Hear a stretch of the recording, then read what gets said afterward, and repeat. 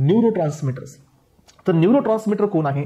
तर न्यूरोट्रान्समीटर हा एक केमिकल मेसेंजर असतो एस्पेरेंट्स, जो एका न्यूरॉन पासून रिलीज होतो आणि ती इन्फॉर्मेशन नेक्स्ट न्यूरॉनकडे पास करतो. तुम्हाला सर्वांना माहिती आहे की जो न्यूरॉनचा जो एंड टर्मिनल असतो आणि सेकंड न्यूरॉनचं जे हेड असतं किंवा डेंड्राइट्स असतात यांच्यामध्ये थोडासा गॅप असतो आणि that gap is called as a synapse.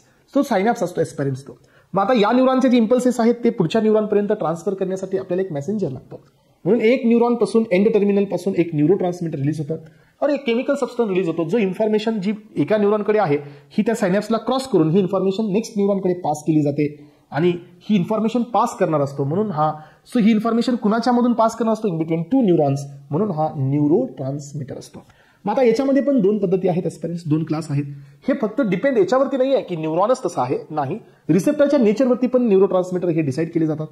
So असे भरपूर सारे एक्झाम्पल्स आहेत एस्पेरेंट्स, जसं की नॉर ॲड्रेनालिन हा स्टिम्युलेटेड न्यूरोट्रान्समीटर आहे, पण जसं तो अल्फा 2 वरती काम करतो तर तो इनिबिटरी काम करतो. याचा अर्थ न्यूरोट्रान्समीटरचं नेचर हे इम्पॉर्टंट असतं, पण त्याच्यासोबत रिसेप्टरचं पण नेचर खूप जास्त इम्पॉर्टंट असतं ऍक्शन मिळवण्यासाठी.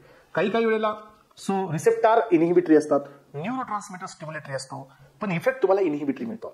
याचा अर्थ न्यूरोट्रान्समीटर इनिहिबिटरी असतो असं नाही आहे. हे डिपेंड आहे की रिसेप्टरचं नेचर कोणतं आहे, हे डिपेंड आहे की न्यूरोट्रान्समीटरचं नेचर कोणतं आहे, हे डिपेंड आहे की रिसेप्टरचं लोकेशन काय, तो प्री सायनॅप्टिक वरती आहे की तो पोस्ट सायनॅप्टिक वरती आहे, याच्यावरती पण हे पॉईंट्स एक्सपिरियन्स डिपेंड आहे. यानुसार मग आपल्याकडे इथं तुम्हाला देत असताना इनिहिबिटरीमध्ये मी गाबा दिलेला आहे, ॲसिटिल कोलिन दिलेला आहे, सेरोटोनिन दिलेला आहे, डोपामिन दिलेला आहे, ग्लायसिन दिलेला आहे. तर एस्पेरेंट हे लक्षात घ्या, डोपामिन, सेरोटोनिन आणि ॲसिटिल कोलिन हे प्युअर इनिहिबिटरी न्यूरोट्रान्समीटर्स नाही आहेत. सो यांचं इफेक्ट इनिहिबिटरी मी इथं याच्यामुळे दिलेलं आहे की काही रिसेप्टर थ्रू काम करून they will show like a inhibitory action, but हे इनिहिबिटरी नाही आहेत. जर असं असतं तर एक एक्झाम्पल देतो की ॲसिटिल कोलिन आपल्या स्केलेटल मसल्सवरती कॉन्ट्रॅक्शन देतो वाया निकोटिनिक मस्कॅनिक रिसेप्टर, राईट. म्हणून जर ॲसिटिल कोलिन हा आपल्या स्केलेटल मसलवरती कॉन्ट्रॅक्शन देत असेल then how it is become a inhibitory neurotransmitter. It depends so की रिसेप्टर कोणता आहे. सो ॲसिटिल कोलिन जर M2 रिसेप्टर जो आपल्या हार्टवरती असतो एस्पेरेंट्स, जर या रिसेप्टर थ्रू जर ऍक्शन देत असेल तर तो इनहिबिटरी ऍक्शन देतो, कारण ॲसिटिल कोलिन इनहिबिटरी नाही आहे. सो ज्या रिसेप्टरवरती ॲसिटिल कोलिन काम करतोय तो रिसेप्टर इनहिबिटरी आहे. यामुळे इनहिबिटरीमध्ये प्युअर तुम्हाला 3 इम्पॉर्टंट कॉम्पोनंट्स लक्षात ठेवायचे. त्यातील पहिला आहे गाबा.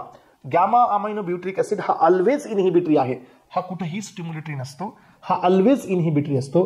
ग्लायसिन असतो एस्पेरेंट्स जो ऑलवेज इनहिबिटरी असतो, आणि काही जनरल अनेस्थेटिकचे कॉम्पोनंट्स असतात हे ऑलवेज इनहिबिटरी असतात. बाकीचे हे कधी इनहिबिटरी तर कधी स्टिम्युलेटरी असतात. यानंतर आपल्याकडे काही स्टिम्युलेटरी म्हणून इकडे पहा, परत इकडे ॲसिटिल कोलिन आलाय, नॉरॲड्रेनालिन आहे, आयसोप्रेनालिन आहे, ग्लुटामिन आहे, अस्पार्टिक ऍसिड आहे.